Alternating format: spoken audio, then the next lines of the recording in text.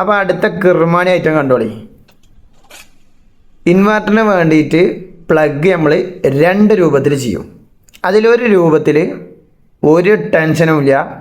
Face വലത്തെ ഭാഗത്ത്, ഇടത്തെ ഭാഗത്ത് ന്യൂട്രൽ തന്നെയാണ്, പിന്നെ സെൻറ്ററിൽ എർത്ത് തന്നെയാണ്. ഇൻവെർട്ടറിൻ്റെ ഔട്ട് നമ്മൾ സൈഡിൽ കൂടെ ഒരു തുള ഒളിച്ച് പുറത്തേക്ക് ഇടും. എന്നിട്ട് അതിന്മ ഒരു 3 പിൻ ടോപ്പ് കുടുക്കിയിട്ട് അതിന്മ വലത്തെ ഭാഗത്താണ് നമ്മൾ എന്ത് ചെയ്യുക, ഈ ഇൻവെർട്ടറിൻ്റെ ഔട്ട് കൊടുക്കുക. അപ്പോൾ അത് ബൈപ്പാസ് ചെയ്യണ സമയത്തേക്കാണ് കുത്തിയാൽ മതി. ഓക്കെ, അതിന് ടെൻഷനില്ല. ഇനി രണ്ടാമത്തെ മോഡൽ അതെങ്ങനെയാണെന്ന് വെച്ച് കഴിഞ്ഞാൽ 2 വേ സ്വിച്ചിൽ മുകൾ ഭാഗത്ത് ഫേസ് കൊടുക്കുക, സെൻറ്ററിൽ ഇൻവെർട്ടറിൻ്റെ ഔട്ട് കൊടുക്കുക.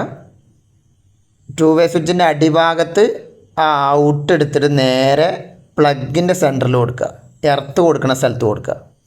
പിന്നെ മുകൾ ഭാഗത്ത് നമ്മൾ ഇൻവെർട്ടറിൻ്റെ ഇന്നിൻ്റെ ഫേസ് കൊടുത്തല്ലോ, ആ ഫേസ് എടുത്തിട്ട് സാധാ പോലെ വലത്തെ ഭാഗത്ത് ഫേസിന് കൊടുക്കുക, ഇടത്തെ ഭാഗത്ത് അതിൻ്റെ ന്യൂട്രും കൊടുക്കുക.